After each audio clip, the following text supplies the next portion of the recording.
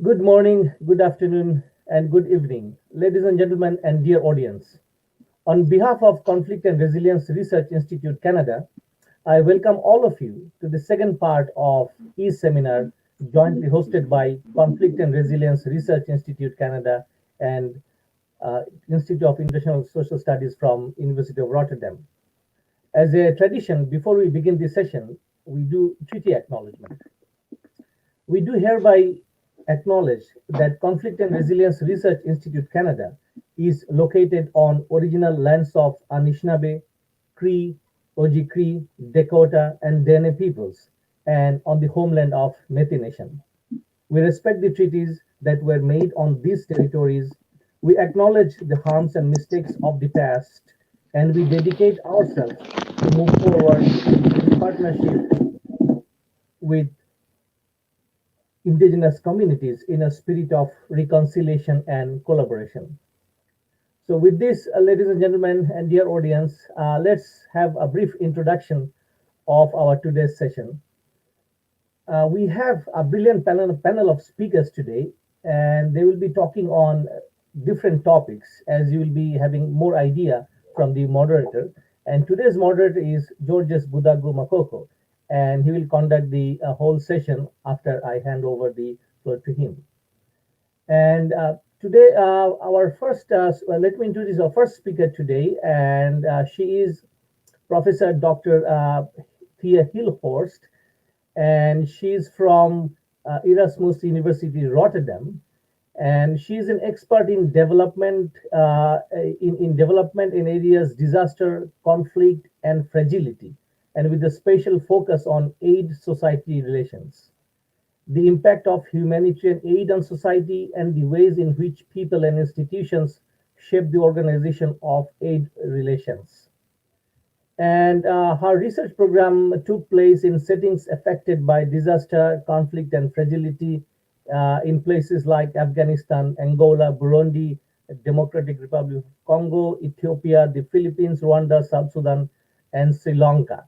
So our Professor Hilhorst has a huge experience in conflict and humanitarian aid. So let's welcome Dr. Thea Hilhorst. Our second speaker today, let me introduce our second speaker is Janos Kullenberg. And as I see, he's a fellow at the Bremen International Graduate School of Social Sciences, and he's a member of German expert pool for peace operations and the Oslo Research School on Peace and Conflict. And he holds a master's degree in refugee studies and forced migration from Oxford University and a bachelor's in political science from Humboldt University and Sciences Po Paris. From April to November 2016, he was a visiting scholar at Columbia University Salzman Institute of War and Peace Studies, and he would be speaking on UN peacekeeping mission in Congo, MONUSCO, and ethnically polarized context. And we have next Dr. Lazare Sebitrekio, and he is a professor, president, and rector of Eben Ezer University in Minambui, and he has a huge experience, research, and teaching in political theology, and he graduated from University of Pretoria. He is a visiting scholar at Cornell University, research fellow at Truman Institute of Peace, Hebrew University of Jerusalem, and he had diploma in peace building from Eastern Mennonite University. He has a series of publications on conflict and resilience. So our next speaker, let me introduce, her name is Esar Khan Orthi, and she is from Bangladesh, and she has done her master's degree from Peace and Conflict Studies from University of Dhaka. She has been accepted as a master's student in Arthur B. Morrow Institute of Peace and Justice, and she's going to talk about the role of social media in hate speech, circulation, and conflict. And having a bit of introduction, let me have the privilege to hand over the floor to our today's moderator, Georges Budagu Makoko. Floor is yours, sir. Thank you.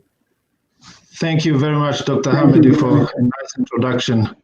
But also, let me start by thanking first the organizers of these sessions. And last Saturday, we had an incredible time spent with the different speakers, and it was very informative, and so many people commented and saying that it was great. And I'm glad that we're having a second section. And it's amazing that we have speakers again today, and I can just ask everybody to stay tuned and aware over the whole session today. And I just want to go over a little bit of housekeeping. So we are going to give each of the speaker 15 minutes so that we have to be mindful of time. And after that, after each speaker, we are going to proceed with the next until all speakers are done. And thereafter, we're going to open up for people who are in the room for any comment or questions. And after that, we're going to open up for questions from the public. And I think, Dr. Hamid, if you will keep us posted as to the questions or put them on the chat so that we can all see them, and we can also read them loud. My name is George Budagu Makoko, and I live here in Portland, Maine, in the eastern part of the US. I've lived here for the last 18 years, and I'm also the publisher of a local newspaper called Amjambo Africa, but I'm originally from DRC Congo. And I'm glad that we're having this conversation, which the topic is very intriguing. The subject or the main topic is Unwanted peoples and the boundaries of citizenship struggle, the cases of Rohingyas and the Banyamulenge and the others. So that's the main topic.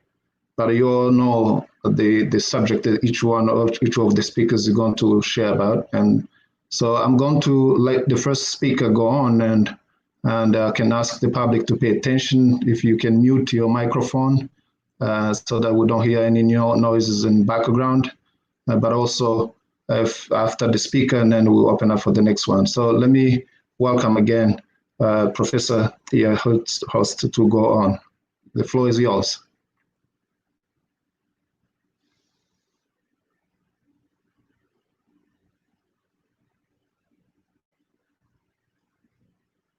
Are you unmuted? You're muted.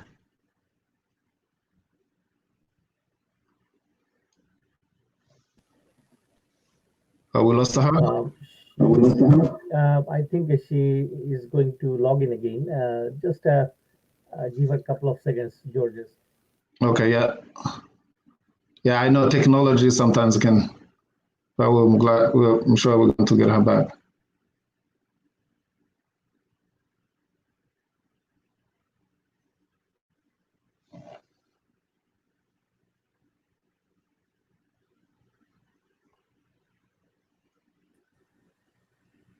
Hello.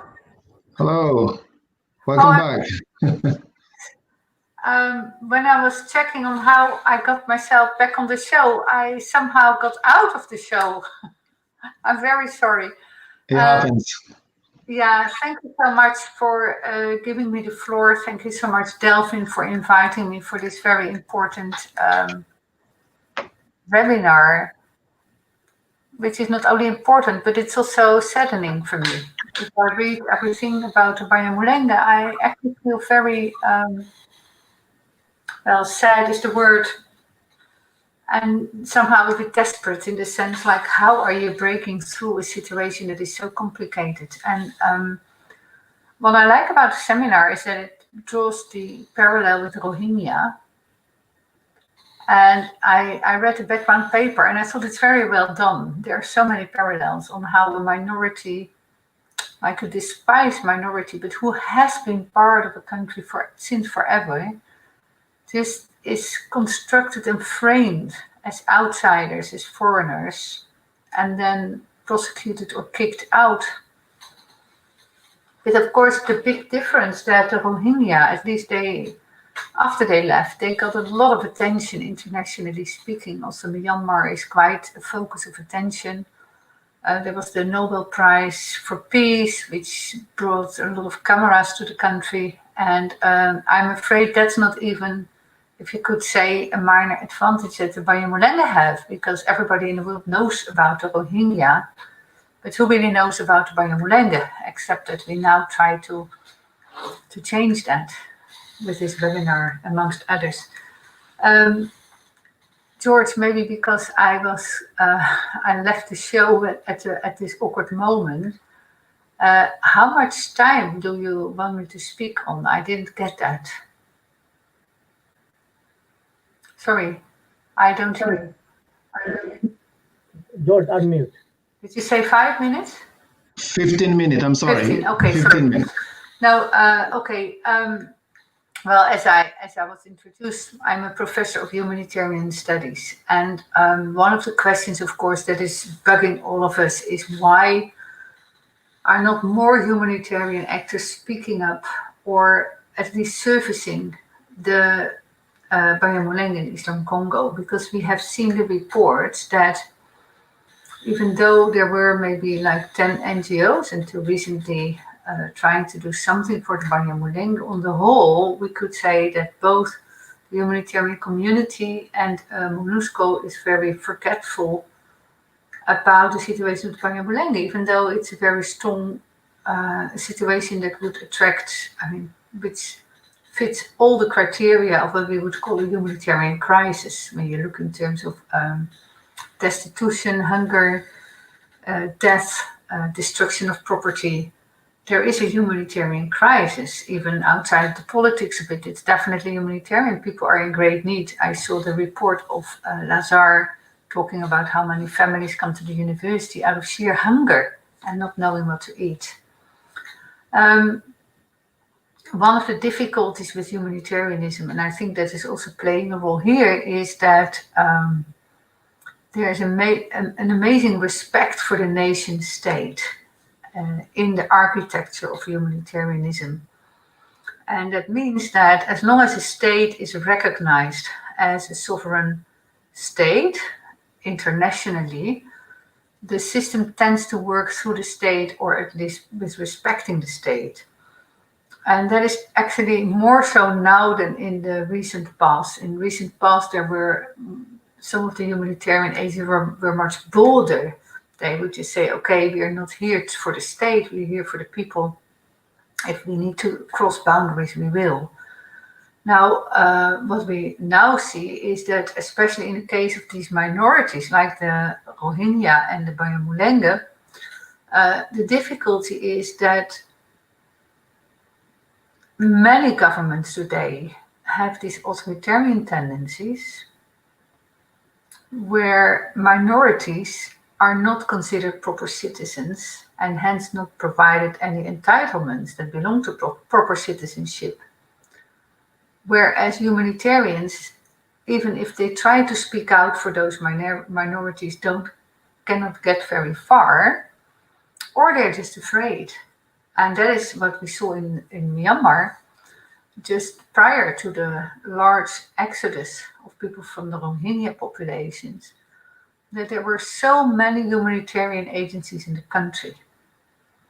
They all knew about the attacks on the Rohingya, but one after the other came up with stories like, yes, but if we really speak out to the government about the Rohingya, the government will kick us out of the country.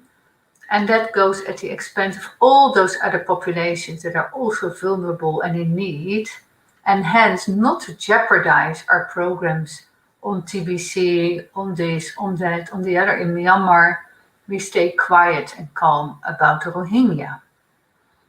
So what we see in the humanitarian field, and I recommend there is now a PhD written in my group by Isabelle de Port, especially about the strategies and the ways in which humanitarian actors deal with authoritarian governments. And one of the most striking findings is that humanitarian actors tend to self-censor. So they don't even seek the boundaries of what they could say on behalf of minorities, but they already anticipate that the government will not be open to those arguments. And they self-censor in anticipation of being kicked out of a country, being pushed back by a government. And hence they are silent even beyond what silence would be required. And that I find a very saddening kind of realization, that somehow humanitarian actors seem to have become very conservative in not speaking out, not jeopardizing their programs. And that goes very much at the expense of people like the Rohingyas in Myanmar and like the Banyamulenge in Congo. So what we see is that the diplomacy, also humanitarianism, is geared if there is a state, like there's state building in the DRC, there's state building in Myanmar, they will be very disinclined to step in to protect minority rights. And that's of course terrible. I think that's in essence what is going on and why the parallel between the Rohingya and the Banyamulenge is very good. Now the question on how we turn the situation around, which is of course not facilitated by the fact that COVID-19 came around, not facilitated by another issue, by the way, which we also see with humanitarians, and I also saw this in the papers with the Banyamulenge, is that humanitarian action we associate with operations during violent conflict. So the image we have of humanitarian action is that they are brave, there's violent conflict, and that's when they stay and when they help. But that's not the reality today of humanitarian action, because there is, of course, also an understandable desire to protect staff. Humanitarian action becomes risk averse. And as one of the MSF people told me at the time that the Goma was under attack by rebels, so another part of Congo, they said like, yeah, when the shit hits the pan, that's when we are really needed. When the women who are sexually violated are standing by the road and waiting for humanitarians to pick them up, that is when the humanitarians close their doors and evacuate and exit and go to a neighboring country to be safe and secure. Now, this is a mechanism which is, of course, not without a rationale, because it is true that you don't want to operate under heavy insecurity. What I do find difficult as well is that those organizations which are around, which are the local clubs, which is the university like Lazar, maybe some of the churches, some of the local NGOs, why they are not better trusted and giving more resources to provide some services, at least to people, even if the international agencies don't dare to stay around. They could still make sure that some of the resources keep flowing so that the local folks can give some services to people who are there.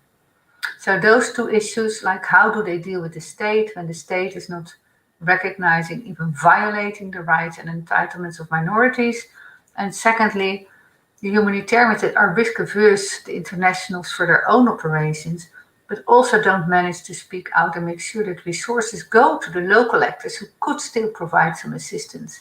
So that's the second issue, I think, which is really problematic. So maybe I can leave it here, George, if that's okay. We can come back to these issues, I hope, in the discussion. Okay. Yeah. Thank you so much for very precise presentation. And maybe now we can just go quick. I mean, we're going to move to the next speaker, and I'm going to give the floor to Jonas, and I'm sorry, and if you can also, I think what you're going to talk about today is going to UN peacekeeping mission in Congo, and the case of MONUSCO and the ethnically polarized context. So the floor is yours, Jonas.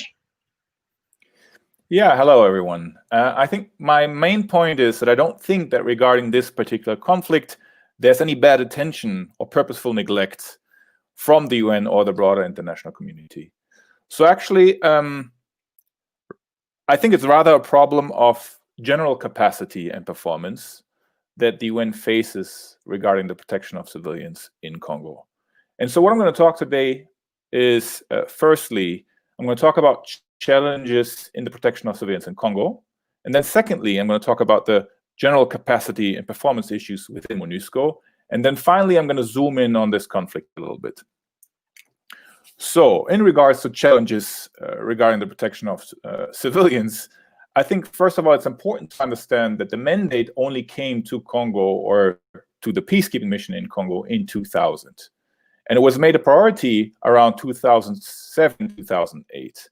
And since then, MONUSCO has developed tools and practices to translate this relatively abstract mandates into practice.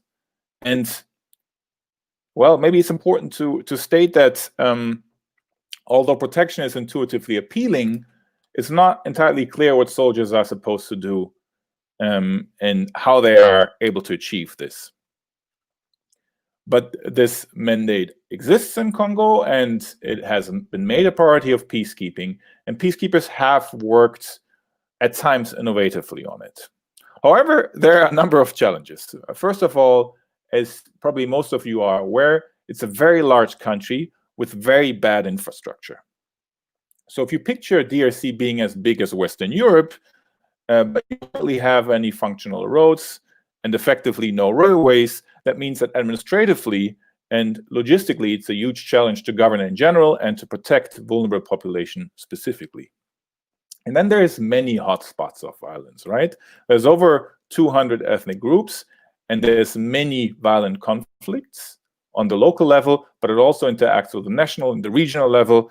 And so many of these conflicts have an ethnic dimension, and it becomes very complicated. This is a stereotypical thing to say. I think internationals kind of flee to this saying, oh, it's very complicated and, we can't get into it. But also on the local level, I think the prejudice is also a way of coping with the complexity by just calling someone foreigner instead of understanding these different levels of identity and nationality. In addition to these many hotspots of violence, the armed groups are also well integrated. They often start as militias to protect communities. And then even the international, the foreign armed groups, such as the FDLR, they over the years have married, they have started, relations. They're very well integrated, so they can appear into the community, or they can move away out of the territory that military operations are conducted in. And unfortunately, the Congolese state is often involved in the violence itself. So it's important to highlight that police and army are the single biggest violator of human rights in Congo. And this is related to the absolute numbers. So they are also by far the biggest armed actor and more present, whereas most of the armed groups are local in a territory or maybe at most a province. And there have been some kind of improvements in this regard, but it's still a fact. And it has been the case for decades now. Then also elite support armed groups, which makes it very difficult to take action against them. And more generally, business and political arrangements are adopted to instability and violence, are often even based on this. So we have to understand that this is a different system of governance rather than just bad governance or corruption. And this being a system makes it very hard to change it and make it more safe for population. Unfortunately, MONUSCO still has to work with the state. It found out over the years that it can't fight by itself the armed group successfully because of the complexities that I've aligned to before, and it can't also secure civilians. And I'll speak more about capacities in a minute. But even if the mission could do so, it would be unsustainable if it was trying to do so by itself. I mean, we all know this vocabulary of ownership and participation. These are necessary things, and the mission does want to leave in the next couple of years, due also to donor fatigue. And then there is, of course, within peacekeeping, the principle of host state consent. So let's say MONUSCO would do actions that, in regards to protecting civilians, would fight armed groups that the Congolese state doesn't want them to fight. There's a number of ways the government could act against this, but one of the ways would be to just say, well, we don't want you here then. So to conclude this first point, protecting civilians in Congo is very difficult. Which brings me to the second point, which we can do a little bit more about, and regards the capacity and the performance issues within MONUSCO. First of all, remembering, I think it was Saturday, it's a bit misleading to speak about the world's biggest peacekeeping mission. First of all, it's not one peacekeeping mission, but it has been a constant change. I mean, mandates are given for a year, budgets are given for a year, which also means that the amount of soldiers has fluctuated over the years, which makes it also very difficult to plan any sort of like more long-term, more sustainable protection strategy. So in 1999, MONUC at the time only started with 90 peacekeepers. Then in the early 2000s, it had a couple of thousands. But even at its heyday, MONUSCO had only had about 20,000 soldiers. And that has never been enough to protect civilians effectively in Eastern DRC, given the number of inhabitants, given the size of the country, and given the amount of threats. So if we just compare this to the police force in New York City, which I Googled a couple hours ago, that's 35,000 in New York City, 35,000 police officers in New York City alone. Or if we compare this to Afghanistan, where at some point there was over 150,000 international troops, and still they didn't succeed to pacify. Obviously, the country. Obviously, it's a different conflict, but just, there's this rationale of peacekeepers, individual peacekeepers, and how much population and how much space they would have to secure, and that's in Congo hardly possible. And currently, we're only talking about around 14,000 troops, which will be further reduced in the next couple of years. Into that plays limited equipment and transport capacity, notably in regards to aviation. So because there are hardly functioning roads, or you can only move very slowly, you will have to fly to places. But MONUSCO has never had enough helicopters, and with budget cuts at the moment, even the existing capacities, how many moves you can make with the equipment that you have has been further reduced. Then, of course, some of the equipment is outdated or dysfunctional, which is related to, the troops actually provides the equipment they come with. So it's often, and they therefore have an interest, and they get paid for this equipment, so they have an interest to have high numbers on paper. And obviously, there's a sort of incompatibility between equipment from different military countries. But there's also a problem with the responsiveness, so the performance of peacekeepers. Often UN blue helmets do not respond to ongoing violence. They don't intervene, or they come too late when everything has already passed. And this has reoccurred repeatedly in Congo and has led to these sort of protection crises and even international awareness that something is not going the way it should be going. Part of the reason this happens are bureaucratic regulations. So when the Tanzanian peacekeepers were attacked and many died, there should have been reinforcements helping them, but there was a bureaucratic regulation that at night we can't fly. So it had to wait until the next day. Similarly, there's numbers of cars that have to go on certain roads. So, you can't just go there, but you have to fulfill certain criteria. But then there's also the fact that contingents get instructions from home countries to avoid risks. And often troop contributing countries will negotiate certain caveats. They will operate or pretend to operate under Chapter 6, so they can't really use violence, even though the mission's mandate is under Chapter 7 and allows them to use violence to protect civilians should it be necessary.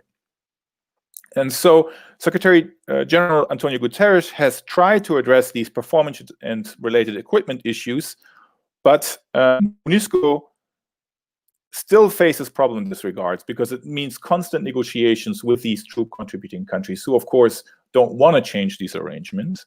MONUSCO has now started to regularly assess the performance of contingents, and there is some improvement on using this information to make decisions on, what contingents to keep and which contingents to get rid of, especially now with the budget cuts. So I do think there is at least a positive process and some hope that this could be improved. But of course, there remain structural challenges. Now, from an organizational theory perspective or sociologically, there's also inherent competition between the intervening entities. So organizations, international organizations, and even sections within MONUSCO, they are in competition for funding and political support. This requires them to be visible, it requires them to be first in an incident, and this means that there's often an issue with information sharing and cooperation. Of course, this could be addressed through more stable fund and long-term funding. I mentioned the planning horizon of 1 year for MONUSCO. And this means, of course, that the entities within the MONUSCO, the different sections, are under quite some stress to be important and to be seen as important. Finally, I also want to make a point, building on Severino Tosser's work regarding the incentives and the hiring practice in peacekeeping.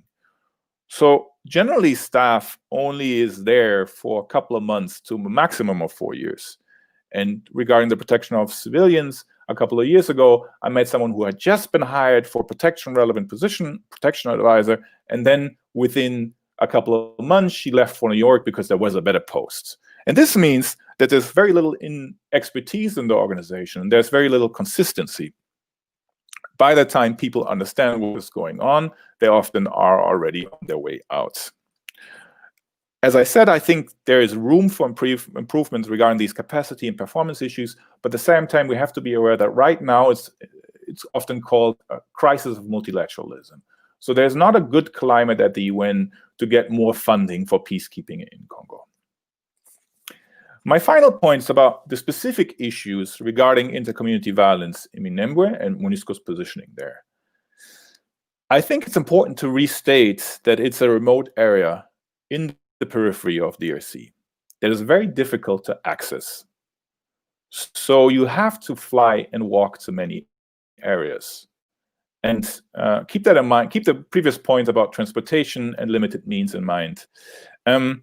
But it results in a big lack of information. I think less information leads to less reporting. And even though this conflict is quite well represented in the Secretary General reports, if you go and you read about this conflict, you go on Google Maps, let's say you work for one of these organizations, and you want to find out about Itomwe and Minembwe and Bijombo, and you don't really, the maps on Google, you can hardly find it, and you still don't really know where it is. So I think as a result, lack of awareness and familiarity also leads to a certain degree of lacking interest and maybe awareness further, engagement.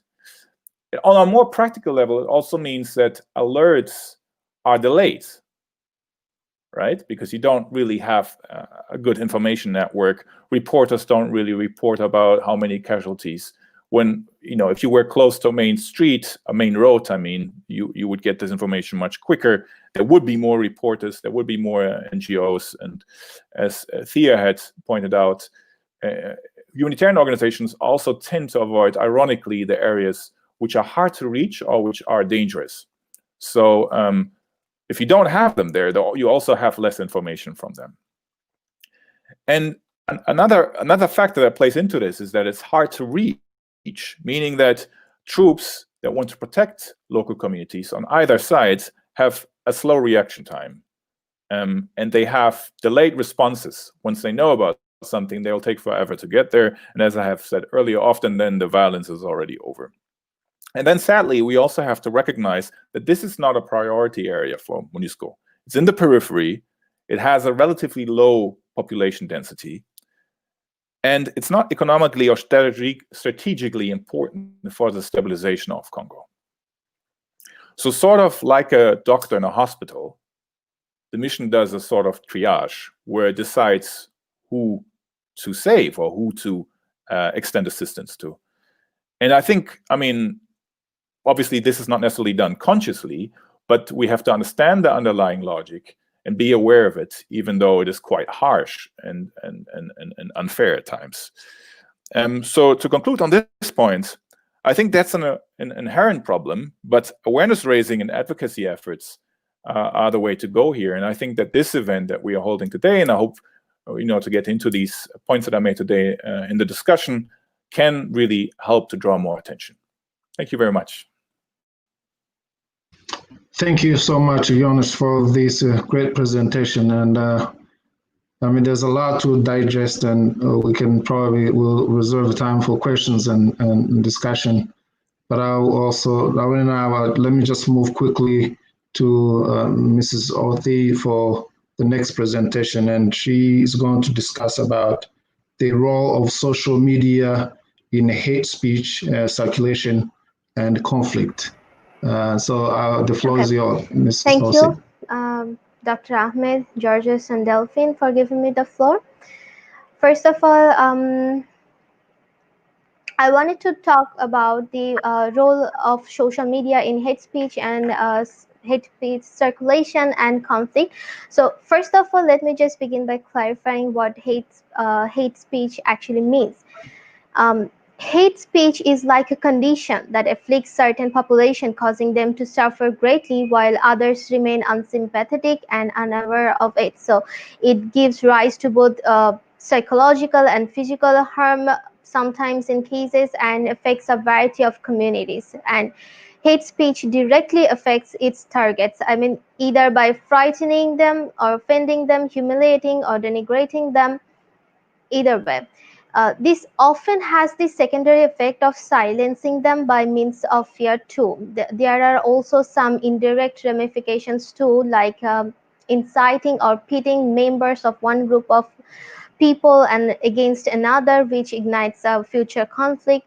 And this hatred, discrimination, and dehumanization through speech can be considered as the initial steps of a conflict formulation, since this represents their attitude or behavior towards the other group. Now, this problem is more widespread than you think it is. I'm sorry that I couldn't find any recent study, but the study I'm going to refer was conducted in 2015 and in different parts of the world like United States, Latin America, Europe, Africa, Asia Pacific, and Middle East. So the question was, do you agree that people should be able to make statements publicly that are offensive to minority groups?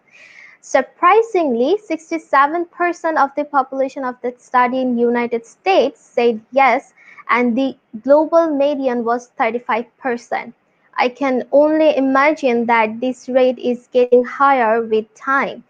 Now, in many parts of the world, hate speech is thriving for many reasons, such as economic hardship, large-scale migration, competition between groups for political power, and most importantly, the case of expressing hatred online. And hate speech has always been a tool that is used to vilify different marginalized communities around the world. The tool has been used to incite violence against different groups at different points of history, from the Holocaust to the recent genocide against the Rohingya or Banyamulenge peoples.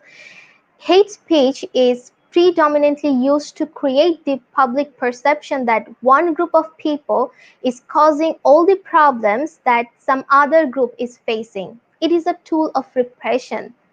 So, in the past, it was difficult to propagate any sort of information. Only the government and a very few selective organizations and persons had the ability to disseminate information quickly to the mass people. However, in modern times, with advent of the internet and proliferation of the social media sites, it has become easy for anyone to say anything, and whatever they say can travel around the world in mere seconds. So in the case of hate speech, this has made the problem a lot more serious, as anyone is able to disseminate information. If a hate speech is made against a particular group, that speech can travel to thousands of people in no time because of social media. So now the important question is whether social media platforms actually catalyze hate crimes or conflicts. We all know that the same technology allows social media to spur democratic activities and can also be used by hate groups seeking to organize and recruit to their cause. It also allows to reach a broader audience than their core readership. So social media platforms allow to advertise and target a specific group of people within the communities to let people find those pages or posts based on those interests they made actually. So social media platforms also offer violent actors the opportunity to publicize their acts, direct promotion of extreme contents either knowingly or unknowingly. So to answer that question, yes, I think social media plays a significant role in circulating hate speech, igniting a future conflict. For example, if you think about Myanmar's Mong Viratu, who is critical of the Muslims in Myanmar and often spreads hate speech targeting the Muslim and Rohingya Muslim communities in Myanmar, used Facebook to spread his hate speech. He's often cited as one of the key influencers for the attacks on Rohingya community since 2017. Viratu's Facebook page was full of hate speech, but it was only banned from the social media platform in 2018 after a strong international outcry, a full 1 year after the incident against the Rohingya happened. So, on the other hand, you can see some other people who agree with that rhetoric can pile onto that conversation and further spread and confound the problem, because so many people are a part of social media landscape nowadays and so much communication is done through this platform. It is very difficult to monitor such platforms for hate speech. So incidents of hate speech often go unnoticed for a very long time before anything is done to stop their spread. Most oftentimes, the time these speeches are stopped, the main purpose of the hate speech has already been completed. And also, there are some people who would believe anything that has been posted on different social medias, which makes this problem even more complicated. Now, in the matter of the social media's role in conflict or communal violence, I want to add that only social media cannot play the vital role in this case. You need to think about the history of regular acts of collective violence, culture of impunity, tension between groups, the religious and political fault lines, and so on, like poor governance or weak law enforcement agencies, really. And the thing I'm trying to say is that if the nature of the hate speech in social media is extreme, but the history is not, the conflicts tend to be less intensified and vice versa. However, when the blatant extreme poses merge with these conditions, only then a highly intensified conflict or communal violence can occur. So the current social media landscape is a place where it is very difficult to moderate. Like moderation rests upon only a few large companies who have very limited state oversight, and monitoring of social media is also very hard because of the constant influx of contents and articles and posts. So any kind of hate speech can spread to millions of people very easily before anyone is able to stop it. Anyone with a basic smartphone can incite a riot or cause great damage to people without even knowing it, or spreading propaganda or rumors. Now, I don't want to stress on this topic very much because everybody knows about this stuff, about social media's role in igniting hate speech and conflicts. But I want to conclude my speech by telling a story of what I faced. Like, one of my friends heard that I was going to speak on hate speech circulation through social media. He told me that the term hate speech should be banned. Like, there shouldn't be any term called hate speech. He told me that if I hate someone, I should be able to say it publicly. That's my freedom of speech.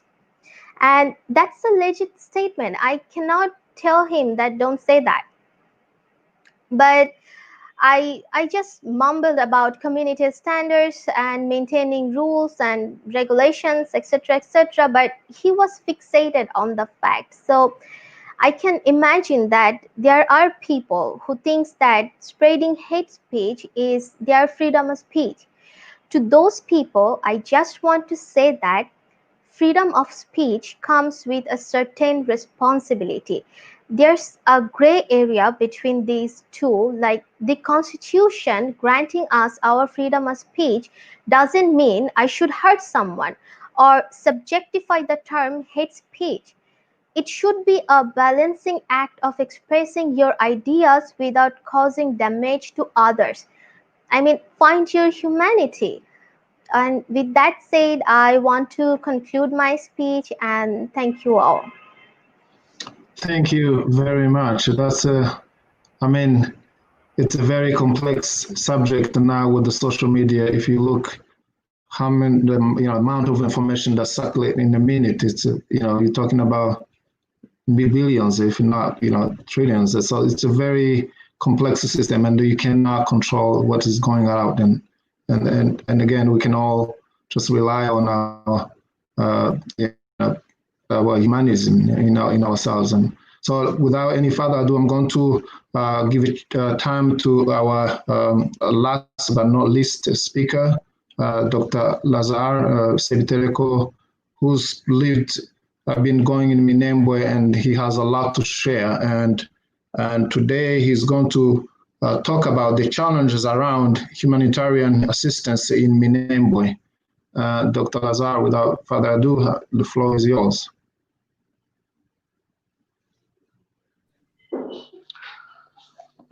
Thank you very much for giving me the opportunity to share with you some of the challenges that we are living or experiencing in Minembwe. And I would also appreciate other presenters who have just done a very good work. Maybe talking about Minembwe, as one presenter just said, Minembwe is very isolated and in a very remote place where it is difficult to reach. And of course, maybe that is one of the reasons that it doesn't catch all the attention that is needed. The origin of this crisis started long time ago, but the recent one started in 2017.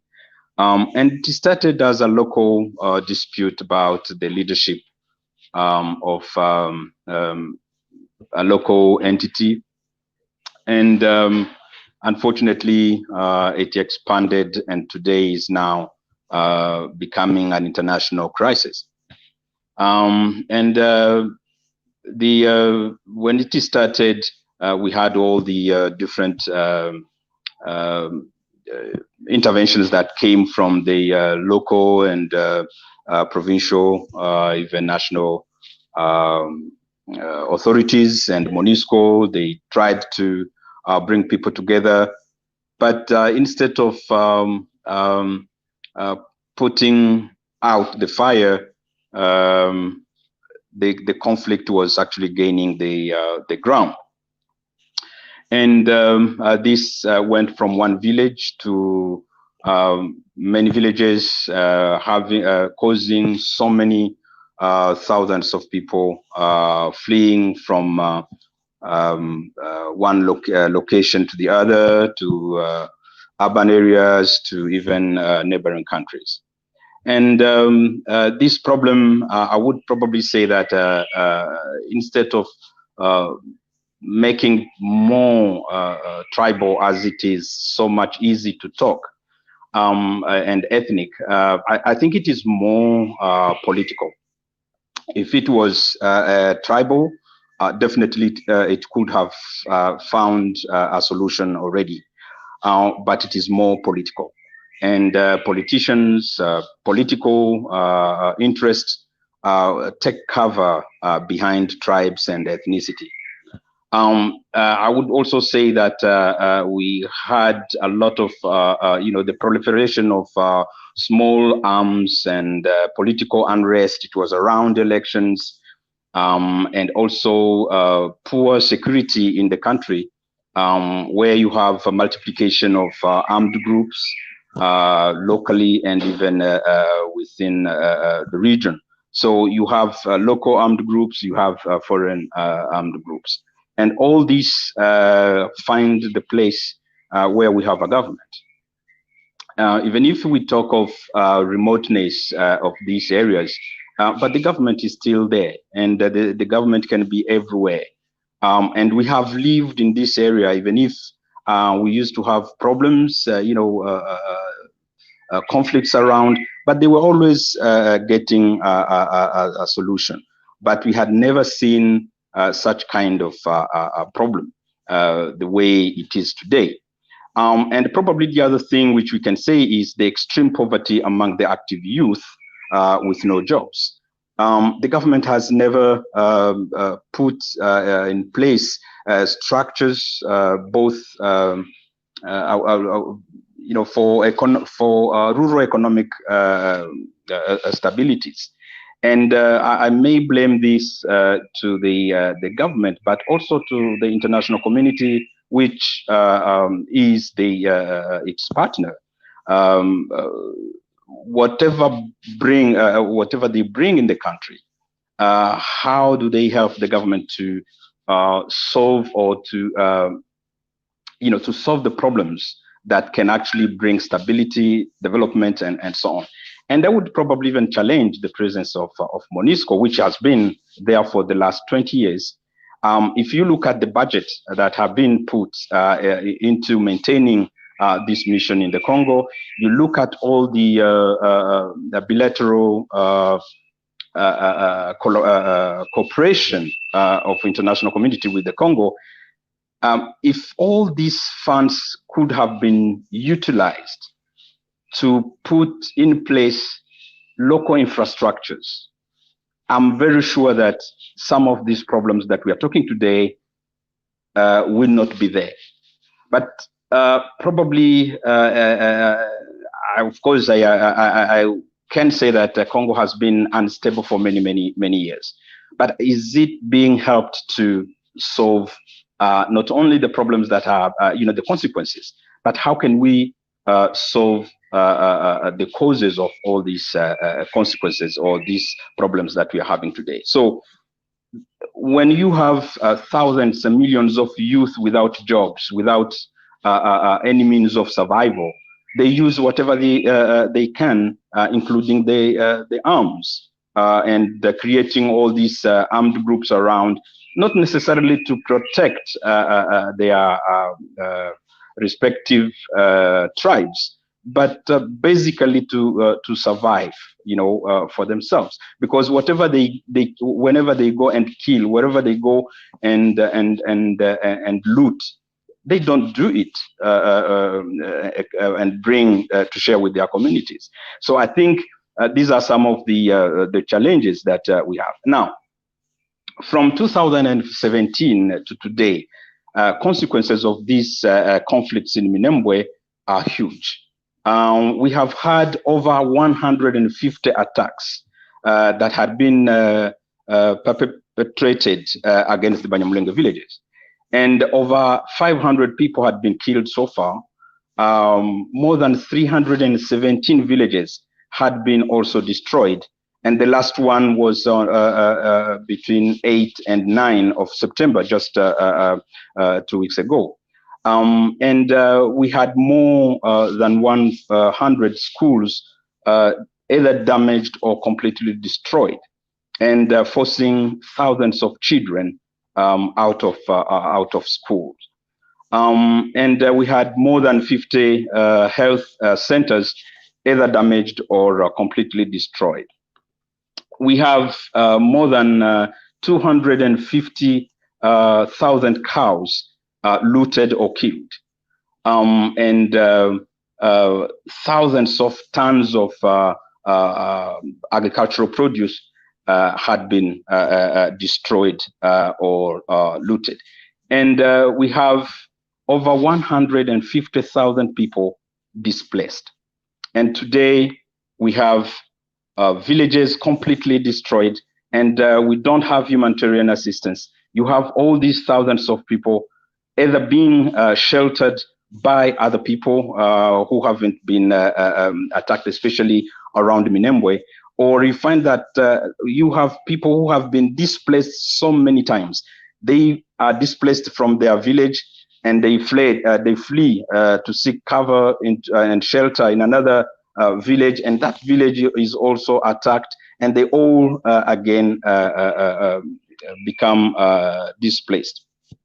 And the biggest challenge of all this is that most of these villages that had been destroyed or attacks that were happening were happening within the distance of, from 0 to 10 kilometers with the FRDC positions or police. And to some extent, even within within the perimeters of UN base. And here I will talk of like the camp, the displaced camp of Mikenge, which has been attacked several times, and yet it is within the protection of FRDC and MONUSCO. And I absolutely agree with what one of the presenters was saying, that MONUSCO sometimes have limits of what they can do. Either they have to consult with their hierarchy or their countries or whatever, and also sometimes they have distances that they cannot reach. Go beyond. I do absolutely understand, and the protection of Congolese, I must make it clear, the protection of Congolese is not in the hands of foreigners, is not in the hands of MONUSCO in the first place. It is in the hands of the FRDC and the police. In that case, in the protection of Congolese government. If the government itself fails to protect its people, we should not blame it to other people. So those are some of the issues that we do have. Now, when the situation started, we had some humanitarian agencies that intervened in 2017. We saw it happening because it was still closer and was localized. Even in 2018, we saw some humanitarian intervention. In 2019, when it was very much hot, we saw humanitarian agencies pulling out of Minembwe, and that is where the concentration of thousands of refugees was. But within that crisis, everyone left, and we had almost over 25 international and local NGOs, but they all left, and they left people without any help at all. And one of the reasons that they were always putting first was Minembwe is becoming too insecure and it is not accessible. But we do know that there are many other places where humanitarian agencies have intervened, which are so extreme and that they are insecure and not accessible, but they were able to do it. And but Minembwe, they didn't. And yet we have airstrip, which could be used, but they never used it. And again, people keep asking themselves, why is this? Why international community? Why national community? Why humanitarian agencies are not coming to help the people of Minembwe? I have some challenges that I put around, or hypotheses that I put together why there is limited intervention in Minembwe.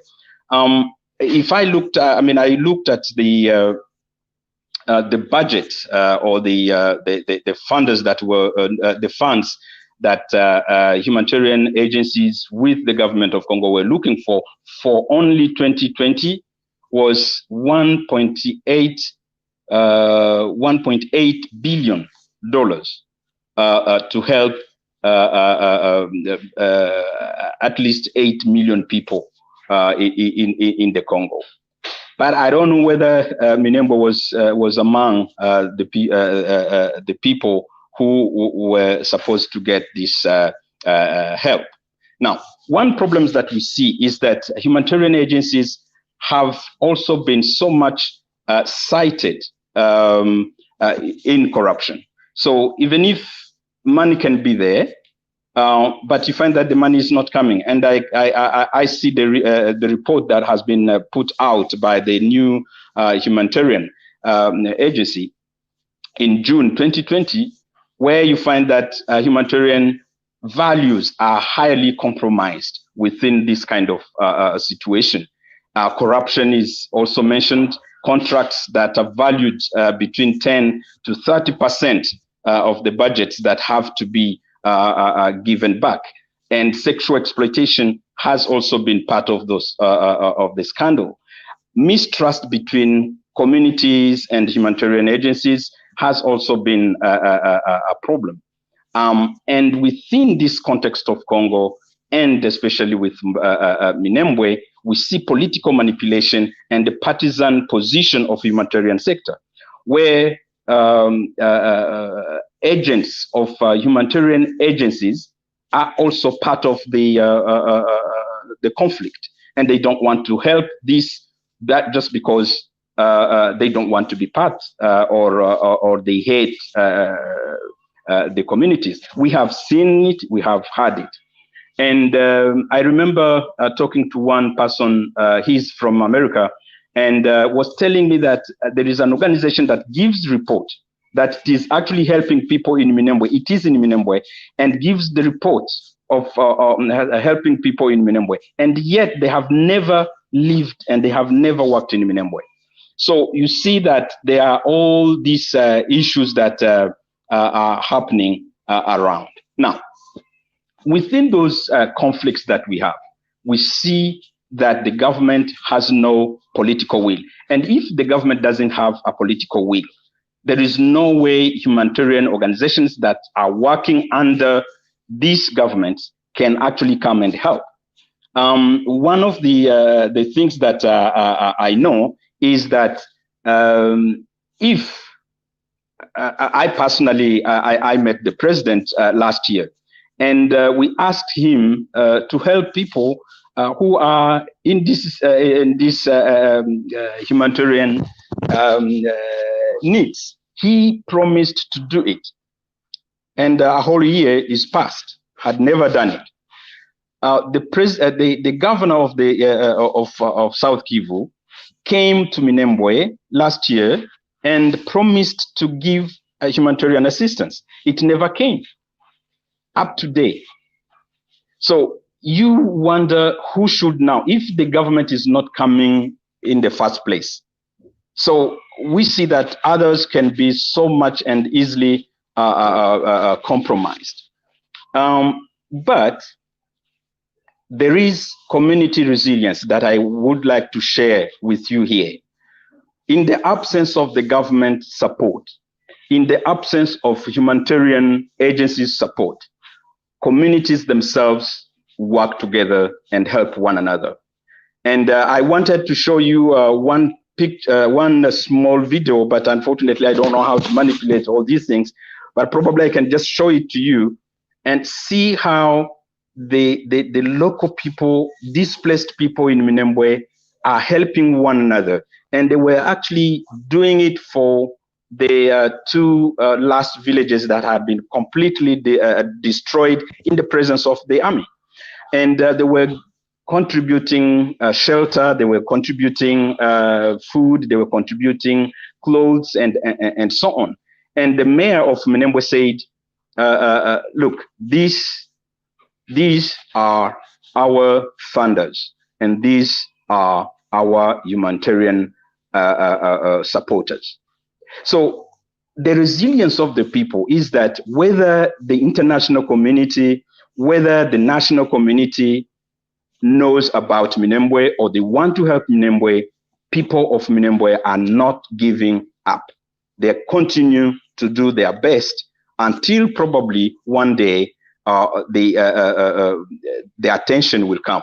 And I say this because at least this week we had the delegation from the from central government, and also we had U.S. ambassador and MONUSCO visiting. Even if they didn't bring any support or any humanitarian assistance, but at least they saw the determination of people of Minembwe that they are leaving anyway.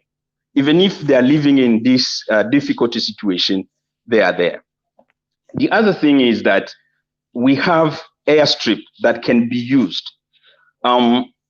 It is costly, but if they can support other missions, why can't they use airstrip or chartered planes to bring food to people? And even this airstrip that they use has never been, it was not built by the government. It was built by the people themselves of Minembwe, who know the challenges they live in. The government doesn't put any infrastructures to bring, support to people. Now, if we get all the millions of dollars that are in South Kivu or in the government and get only $10 million or take $1 million to fix the road to reach the people with assistance, that will help the people. But they are not doing it because there is no political will to help people from Minembwe. And if you look at the multiplication of the hate speeches today from political, from local people, that shows how Banyamulenge are targeted, and they are victims not only of their remoteness of their country, but they are victims of tribalism or ethnic hatred, and which I feel that is something that people have to be aware of and be able to come and support. Our university has helped in one way, and I'm finishing. And one way we are doing and helping the resilience of the people is that one, we are admitting every child to come to school, even if we don't have enough money to pay for their teachers, but at least let every child be in school.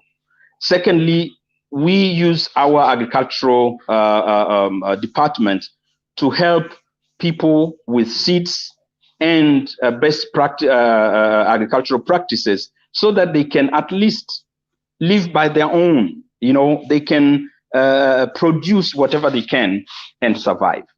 And these are people who have been able to live by themselves for ages. We had never seen government coming to build a school or a church or a health center. All these were done by the initiatives of the people. But what I saw as I conclude, last 2 weeks ago, I saw a plane coming full of ammunition, 2 rounds in one day. It was a Sunday. And yet, there is no way they can bring even a single plane with 1 ton of food to the people. So everyone can conclude and can decide whatever he wants to say or whatever she wants to say, whether there is any will to help these people. If people don't stand for themselves and speak for themselves, defend themselves, the weak is never defended. The weak is never given a place to speak. And that is why probably the presence of people in Minembwe is actually a challenge to the rest of the world, that whether you like it or not, we will leave. Thank you.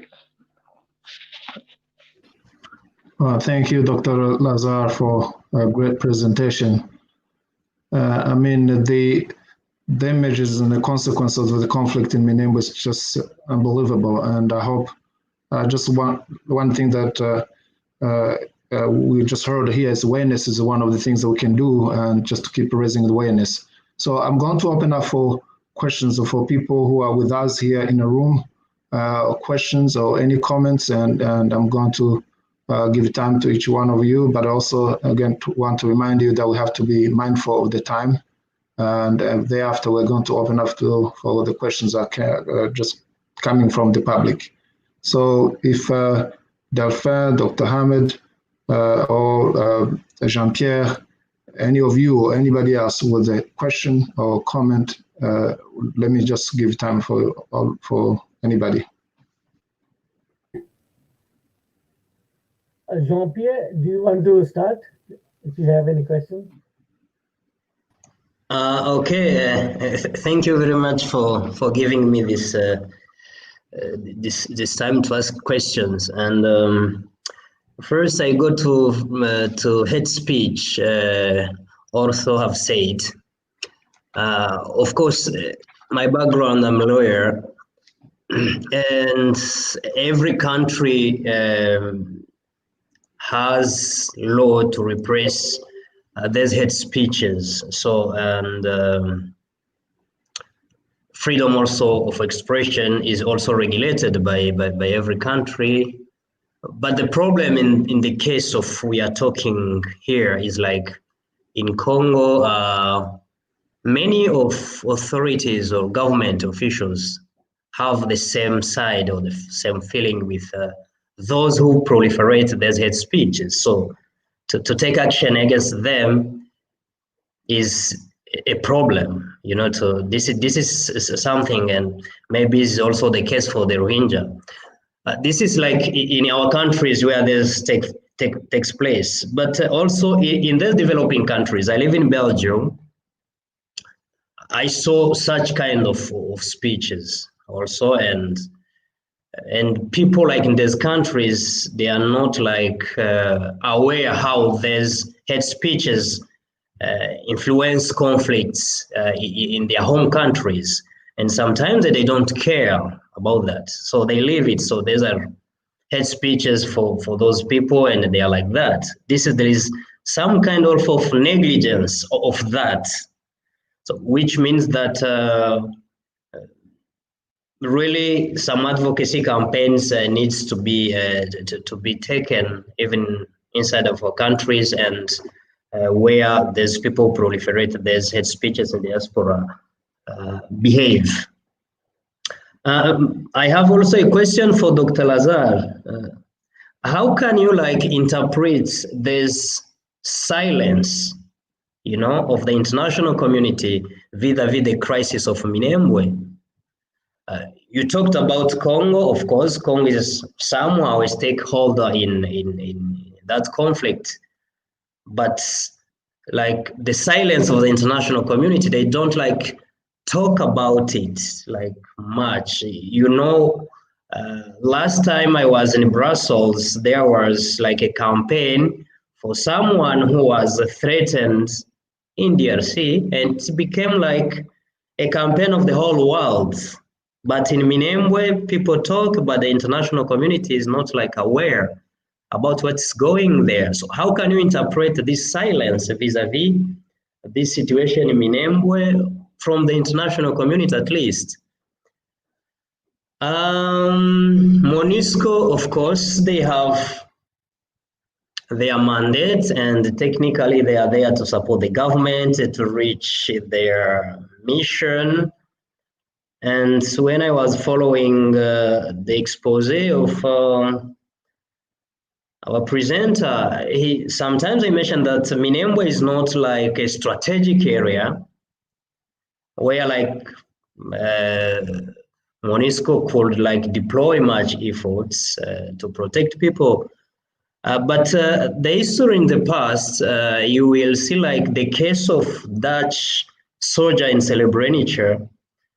Sometimes they were accused for not assisting people who were in that situation in Yugoslavia. Do you not see like in the future MONUSCO will be accused for just having assisted people being killed in Minembwe? While today they don't consider like Minembwe is not a strategic area. Thank you very much. These were my comments. Thank you, Jean-Pierre. And maybe we can open up for the two questions that I heard, one for Dr. Lazar. Maybe also Jonas can also respond to the same question, why the silence of the international community? But also the second question goes to if the MONUSCO does not intervene, can be judged as not helping people in need where they were there. So I will go for those responses, and then I will open up for anybody else with another comment or question. So Dr. Lazar, we go first for briefly, and then we hear Jonas for also the second question. That is a question that everyone asks. Why is international community keeping quiet? But I think I will reverse the question and say, why is Congolese government remains quiet, and yet it has been asked? We don't have any contract with international community for protection as people in Minembwe. But the government of Congo is entitled to give us protection. Now, if it doesn't give us protection, of course, the international community should ask the Congolese government, why is it not helping us? Secondly, I would probably also put the question to ourselves. We have to take responsibility of taking care of ourselves. Spivak is an Indian writer, one time said that the poor doesn't have a voice. The weak doesn't speak. So if we continue to remain and cry, we have cried enough, and no one is listening to us. Why should we continue saying that? Maybe there is a language that the international community wants to hear from us. Secondly, I don't think that Minembwe is not strategic.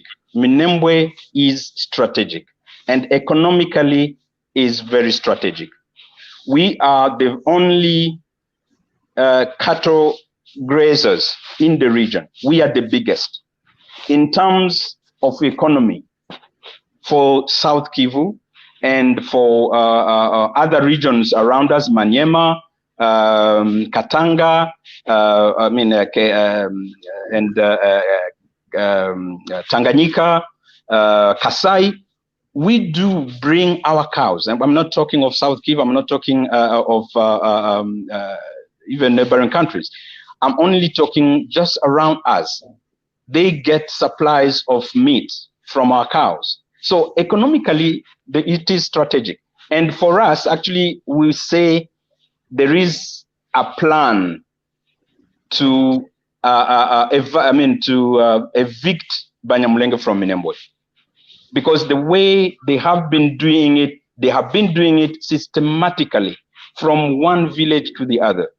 And not only destroying, they are killing people, they are killing their cattle, they are destroying everything so that they can discourage us from returning to the place. So I think that there is a plan to make sure that no one goes back to Minembwe. And that is why now we are saying, instead of just blaming other people that they are not coming to help us, whether they want, okay, they will come. If they don't, the history will judge them. But we have also to tell our government that has the responsibility, but also ourselves. We are saying, no, we don't want to be killed the way we are being killed, especially that we are not being killed because of the sins that we have done, but being killed because of who we are. That should, of course, be, how will I say, an appel or an appeal to everyone who is a human, that no one should be killed, no one should be evicted from his place or her place just because of his color or his tribe and so on. I think everyone has a right to live. And we are not only saying that ourselves as Banyamulenge, but we want every person to have right to live. Mm-hmm. And everyone has to work on that. Thank you, Dr. Lazar. Let me give a chance to Jonas to also go on and respond to those two questions. Yeah, thank you for the question, Jean-Pierre. I think, of course, there's reason for criticism. I don't think the comparison with Srebrenica is comparable or is very well done, because that was a safe zone that the UN actually told people, come here, we'll keep you safe. And that is therefore even more of a scandal, right? But this has been widely recognized, and there have been, I mean, in some ways, the whole protection mandates developed out of this failure. In regards to the other question, why the silence of the international community? I think in general, in regards to Congo, there's a sort of donor fatigue. I mean, diplomats in New York want MONUSCO to close down. I think nobody wants to give money anymore. People feel like this has been going on for several decades, and they have a short attention span. There's other crises all the time, and they've heard about Congo. Nothing seems to change. There's these things that seem to keep happening. So, I mean, I don't think this is correct, and it shouldn't be that way, but it's a reality that there is a donor fatigue. And then, I mean, as we talked about earlier, there's, of course, many conflicts in the DRC, and some of them are quite dramatic, and some of them are more able to capture national and international attention. And I think, this is...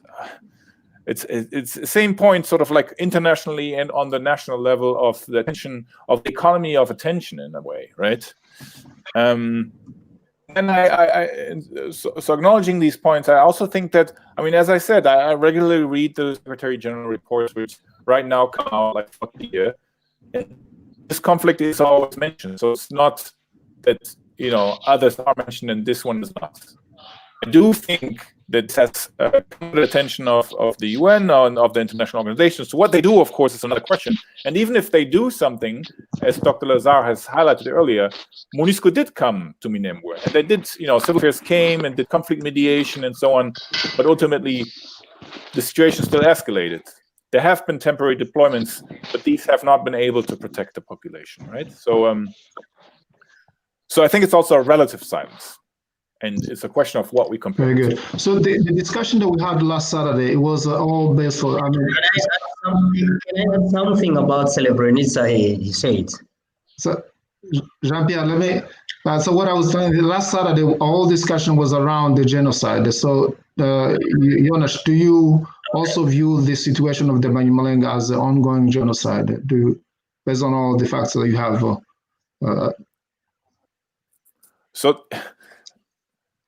Of course. Yes. Let me just answer the question since I was asked directly.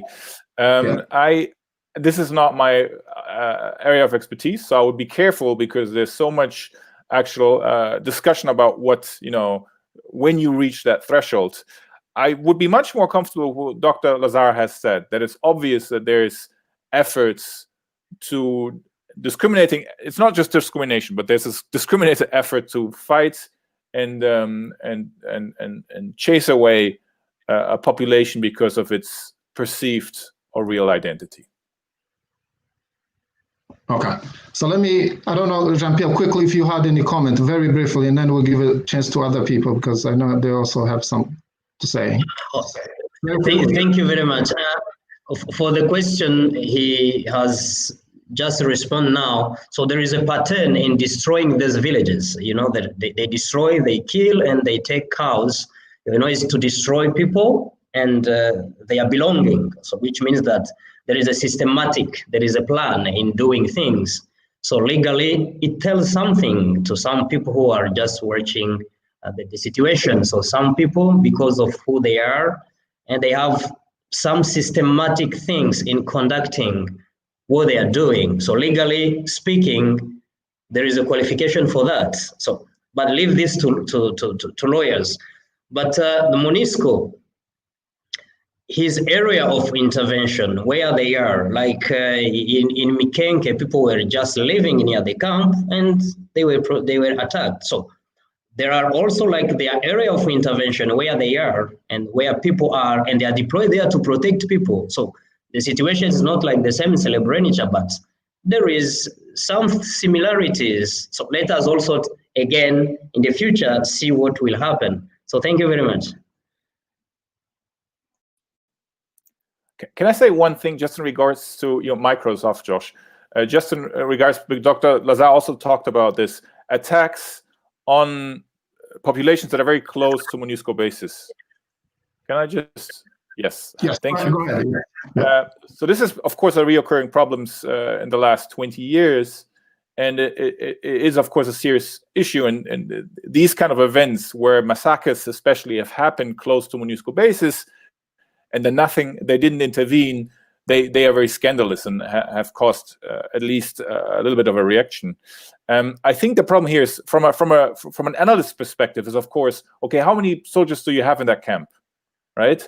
And how many soldiers do you need to just camp? And unfortunately, these camps are often at most company size, so something between 80 and 160 soldiers. And then, some of them also have to sleep because there's night shifts and so on. So at the end, you don't really have that much of a force. And plays into these other dynamics that I outlined earlier about sort of reluctance to take action, maybe national caveats and so on, which unfortunately then leads to this situation that is unacceptable and that we all agree there should be done more. But it explains a little bit how this can happen right next to a village, right? Very good. So Dr. Thea has a question. Go ahead. The floor is yours. Thank you. I have a few. Do you hear me? Yeah. Now, I had one or two questions. First, of course, I understand there are limitations to MONUSCO, but I still feel like if I read the history of what is going on, there seems to be a very systematic attempt of attacking the villages of the Banyamulenge one by one by one. And I'm not saying what MONUSCO can do, I'm just saying that something should be done. Even though we recognize it's difficult, I think it's very positive that MONUSCO came to the area at least to check what is going on. My other question is, I can imagine that the people who are there in the area, and they are there, and they try to help, but they have very few resources. Have they reached out to the NGOs that have now abandoned the area to at least give some provision, some resources so they can do their job helping out? Because it is the local people who have to do it. But why can they not get resources from those NGOs that now claim it's too insecure to operate? Thirdly, I just heard Jean-Pierre referring to lawyers and considering the systematic way in which villages are attacked, it seems to me, but I'm very innocent in the legal domain, that there would be a case for legal action. And I was just wondering if any one of you here in the seminar can enlighten us a bit about the possibilities or the non-possibilities of taking legal action against the state for better protecting the Banyamulenge. Very good. I think, and I'm sorry to put you on spot, your nurses, but maybe the other one who can respond, and if you can do your attempt to respond to those two questions, and then probably the other one goes to Jean-Pierre. Go ahead. I actually don't feel qualified for questions, even though I kind of have this role. I'm going to just pass over to Jean-Pierre. Okay. Okay, thank you very much. What I can respond is that of justice. Of course, there are some investigations around what's going on in Minembwe. Maybe in a few months, things will be clear. So victims have already taken a lawyer to investigate in the case. So things are still under investigation. So we are still waiting. In the team which supports those who are conducting this investigation. Thank you very much. So the other two questions about Dr. Thea is that why can MONUSCO intervene? Maybe Lazar, but also why, and Lazar, you talked about 20 plus NGOs, internationals and locals who pulled out. And were there any given reason why they were pulling out, and can they come back to help people since we're in a dire situation? So quickly, if you can Yes, and if I may add, it's not about them coming back, but why can they not transfer resources to those people like Lazar Right. and others who are locally present and can help? And why would these NGOs have to physically come back when they can just wire some money to help you to do what you need to do? That is my question. Go ahead, Dr. Lazar.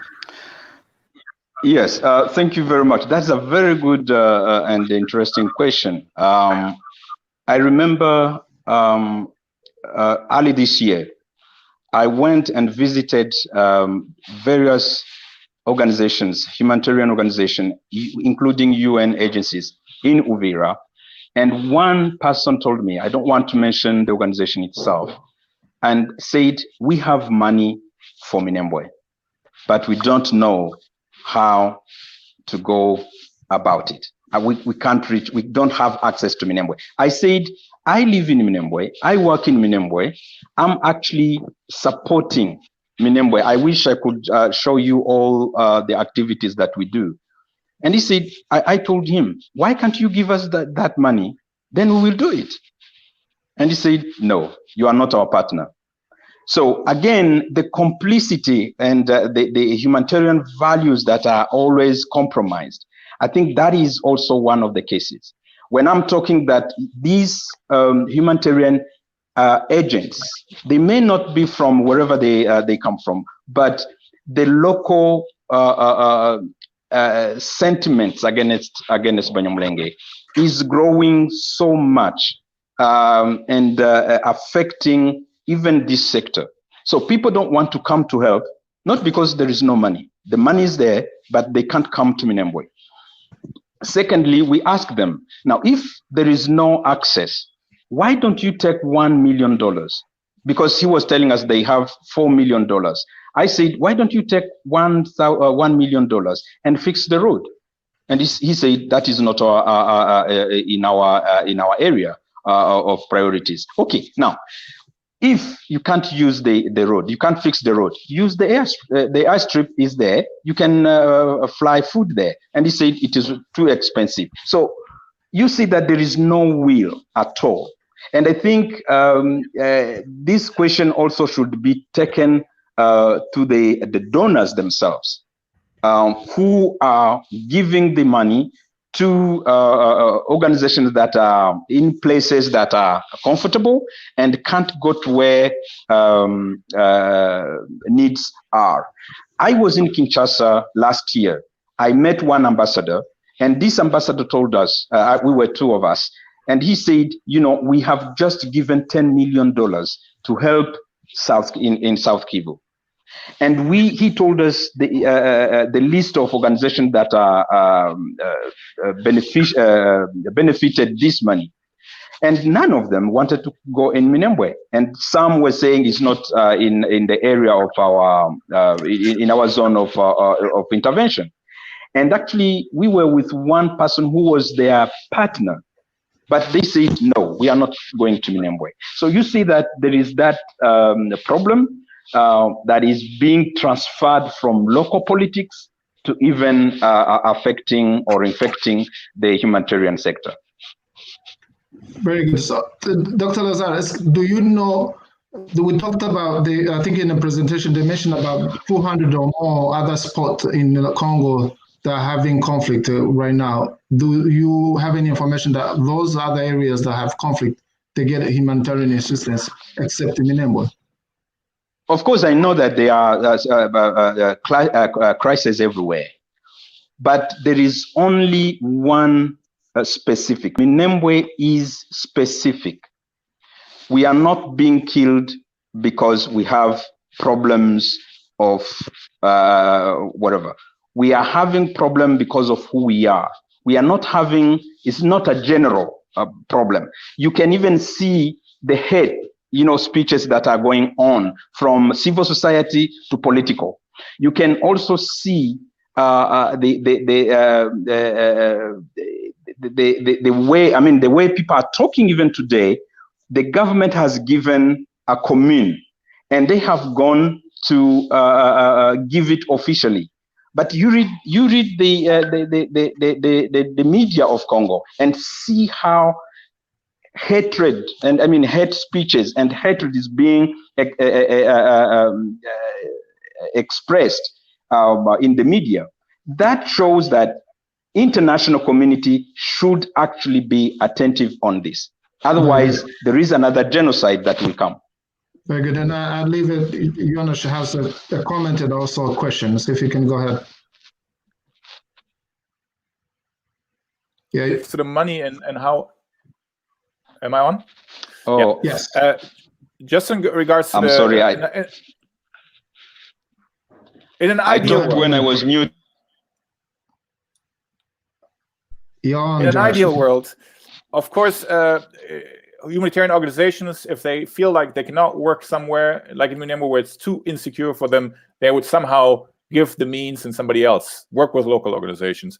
And even more generally, as Dr. Lazar had said earlier, ideally, there would be no internationals in a place like Congo, but we would just transfer the money, and then Congolese needs could be answered in a more direct way, and creating jobs and having the wealth transfer locally and so on. But obviously, this is not the way it works, and this is not the way that development, humanitarian interventions work. And some of the reasons for that is they are bad. But on the other hand, we also have a professionalization of the so it means how you spend money have to be justified. And we were talking about corruption earlier.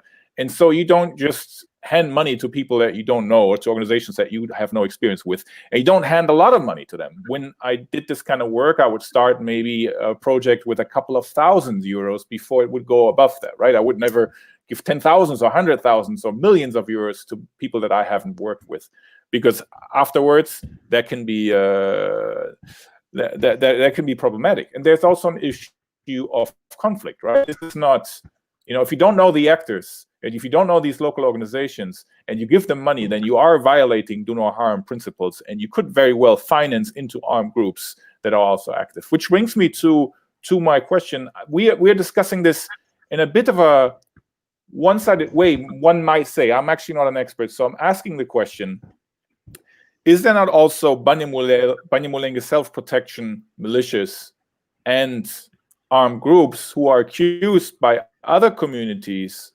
of violence against them? And if we, and maybe, I'm asking this question because I know it's the case, but to what degree would you say is that true, and to what degree is that a dynamic that we also have to take into consideration?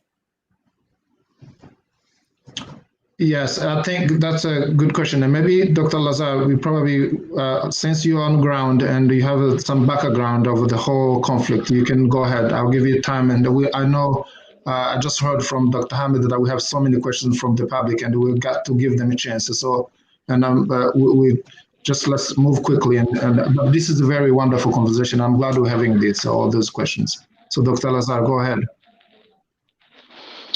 Thank you very much for the question. Of course, yes. There are armed groups that are from Banyamulenge community. There is also a self-defense group that has to take it, the protection of the community by itself. But I think my question is not, or my answer will not be, why are they doing it? The question there is that if the government has failed to protect them, if international community has failed to protect them, what should they do? And this has happened. We are actually going into the 4th year from 2017 up to date. What has national government, its partners, did to protect the Banyamulenge, or even if they don't want to protect them, but at least to separate them? I mean, if they are fighting. And for many times, the government was, or even FRDC would explain and say, no, this is an intertribal conflict. We don't want to get involved. Now, if you have two children, your children are fighting, you know, so will you not come in between and say, hey, look, don't fight, and say, oh no, they become from the same mother, you leave them kill each other? I don't think that you would do that. So if the presence of all these armed groups in the Congo is actually the failure of the work of protecting people, its own people, the work of the government itself. So, and I think we should not continue saying, oh, now we have our tribal group, armed group, because others do have. But we should probably be asking, why are they there? We have police, we have FRDC, we have MONUSCO, peacekeeping troops. They should work together, and no one will take the gun. I think that is my question. Whether they are there or not, it is the failure of all this, the collaboration of all the people who should protect the people themselves, who have failed their job. So hearing Dr. Lazar, I think you saying that this is a self-defense militia that has stood up just to protect the community because nobody else was protecting them, either MONUSCO or the Congolese government. Absolutely. If one village is banned, we go up to 317 villages. We go from one person killed, we go to up to hundreds of people. We go to one cow killed or looted to over 200,000. And we are in a government that has has its army and police to protect people, and is not doing that. So should we just keep quiet? Should I just let people to come and kill and rape in my house? If I am able to protect myself, absolutely I will do it. And I'm very sure you will also do it in wherever you are. You will not just say, okay, now come and kill. I'm a theologian. You know, I always hear sometimes people try to explain the verse in Matthew where you have to turn your cheek, but you know you only have two, you don't have three. So if they slap the one and they slap the second, you don't have the third. So I think that is where people have to understand. Very good, thank you. And so we have to, yes. Yeah, but I'm going to open up to the public. So Dr. Hamad, go ahead and give us questions from the public. Thank you. Thank you, George. So we are opening up to questions that we received from Facebook pages and YouTube channel. So there are many, actually, over 100 plus. And also there are a cross current of question and discussion amongst the audience. So I'll just pick up a couple of them because we have to be very conscious about time and which are relevant to our discussion. So as I said, there are so many questions and itself, some of them are trying to answer. So here is one question I think is relevant, as you see on the screen. Have a quick read here because I will also show one of the comments which is relevant to this question as well. So the question is, who's arming the local armed groups? So this is the question, but Chris Davey has a supplementary comment here. Humanitarian aid is an essential political activity. So I hope the question and comment complements each other. So if anyone in the panel would like to answer this question, armed group and who's fueling it, and humanitarian aid, whether it's too political in the case of Banyamulenge. Go ahead. Anyone wants to answer? Yeah, go. If anybody has an answer or a comment, please let me open up for everyone. Well, I think I can start. Yes. In my presentation, I think I said it that one of the problems that we have is the proliferation of small arms in the region, the uncontrolled movement of all these arms by local and by foreign armed groups. Again, the government should be responsible to protect people and to track everyone who is carrying gun illegally. That should be the responsibility of the government, and even of its partners, who is the international community. If they are working in Congo for peace, they should also work on that. When this gun falls in the hands of a person who is not responsible, uses it the way he wants. But at the same time, when there is a conflict, everyone feels so attracted to buy one as part of protecting self-protecting measures.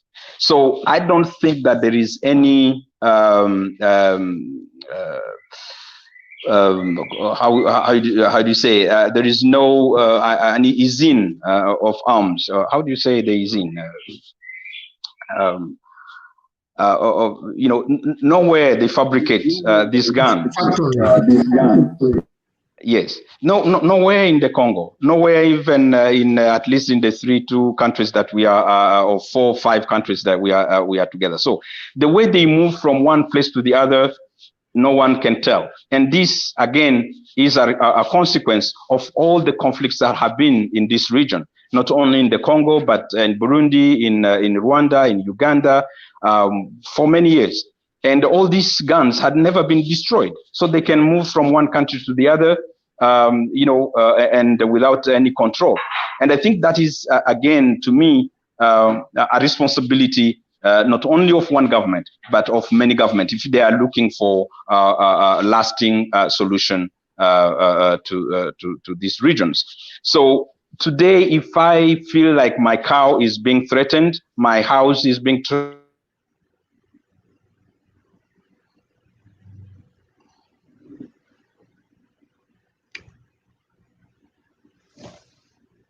I think we got technical problem.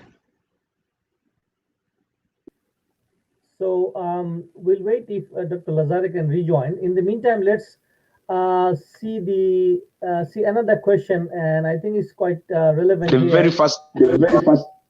Yeah. So we'll just quickly flash a couple of questions from the audience again, just to be cautious about time. So hatred is the audience is saying that he has experienced from a very young age. So this is what is going on here for possibly years and years. So if anyone has any idea how, and is it intergroup hatred, conflict between intergroups, or state versus minority? If somebody can comment on that. Yeah, I think this was one of the questions that we asked last Saturday. Why is that the majority are afraid of the minority? And again, I don't know if anybody among the panelists, anybody has insight or comment. Can I comment? Sure, Delphi, go ahead. Thank you so much. I was just trying to follow Dr. Lazare's point. From my experiences, anyone who are trying to undermine any effort of saving Banyamulenge, they do keep referring it to their armed group or sort of self-defense groups. But from my understanding, I think it has been documented, Banyamulenge are not being attacked or targeted because of, are you hearing me well? Yes. They're not being attacked or targeted because of this armed group. They've been attacked since long ago, and that's where one can locate such a mechanism of self-defense. From my point of view, we need to be careful when analyzing only the presence of armed group. I think we need to go beyond and see why any group has been established and what each of these groups is looking for. I'm quite sure we haven't ever had any Banyamulenge group trying to evict any other ethnic community. I'm sure during a violent setting, they do commit atrocities. That's something unavoidable, but we need to go beyond and see why. That has been the key argument in my paper when I was warning on genocide. But who is arming these groups? I think we need to look back and see. It goes around the failure of the government to run a proper mechanism of demobilizing combatants. We have had groups who, one of the Banyamulenge group currently operating in the neighborhood of Minembwe, has been waiting for the reintegration, or at least be demobilized since 2012. Any of their commanders is currently based in Kinshasa, and since then, the state has failed, or the military has failed to run such a proper demobilization program. And that makes group to proliferate in a sense of simply expressing we are fearing the other group or the other community. But we still need to understand why any group has been established. That was my first point. Secondly, I was trying to just ask two questions. One to maybe Dr. Azar to clarify. I've been told, I'm not sure, but maybe he can comment on it.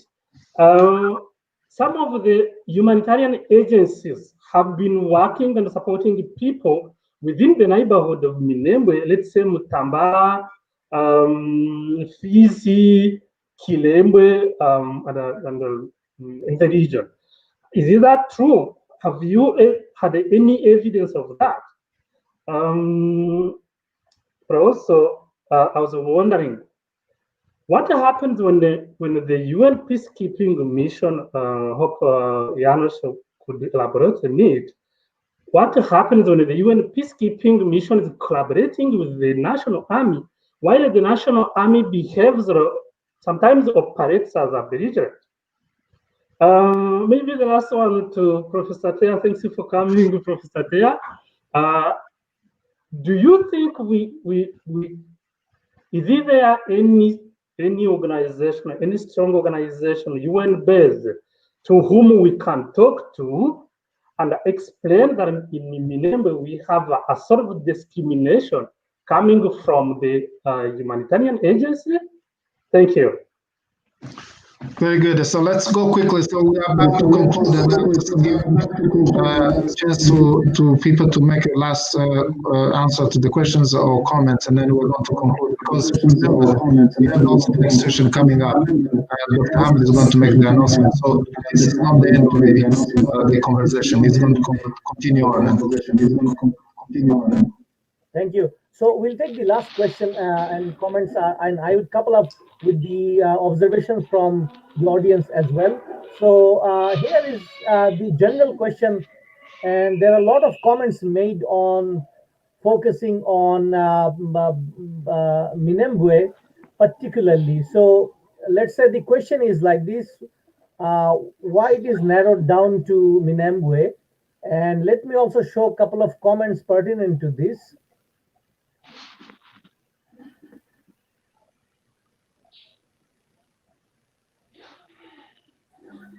Sorry, George.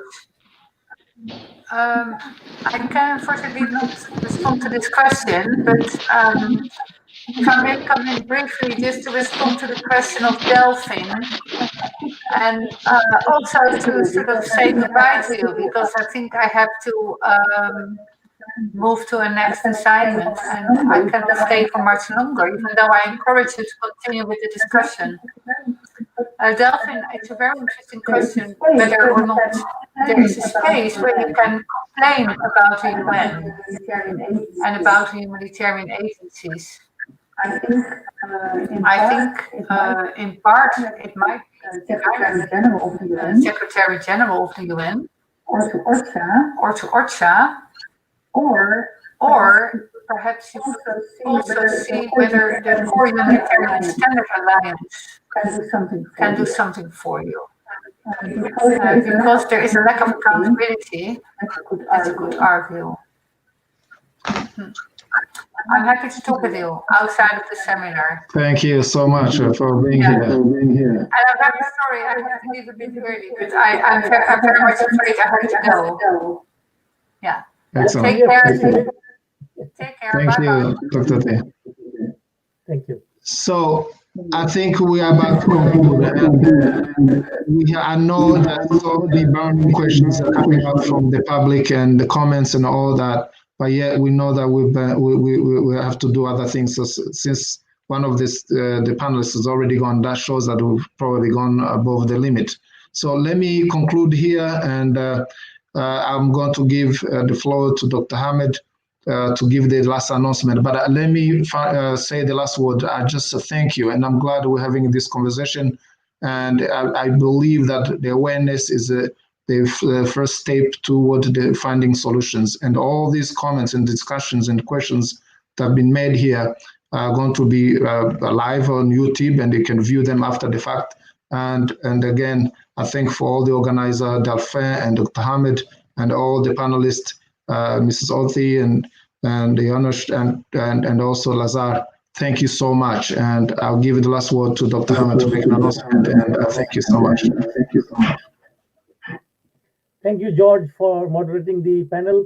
And although we have overshot, but I sometimes do believe that the conversation is important, and whoever are interested, let's encourage them to engage. And that is why from our platform, we keep the panel limited, not unlike Zoom conversation where you see a lot of people coming in. So thank you very much, all of the panelists, and Janusz and Dr. Lazare, Orthi here, and Jean-Pierre from Belgium, and he added a very important insights.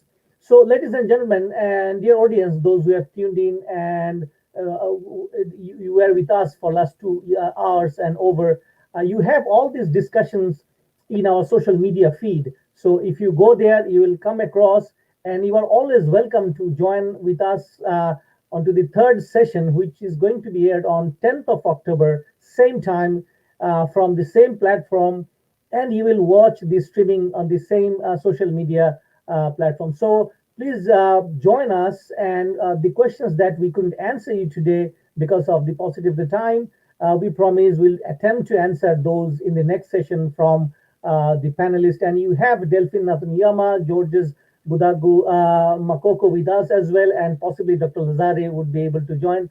So you might have some scopes to get your answers. So once again, from Conflict and Resilience Research Institute, Canada, we thank you all the participants, and we will tune in again on 10th of October, same time, and we'll talk and meet each other there. Until then, have a safe stay wherever you are. Thank you so much. Thank you. Thank you. Thank you.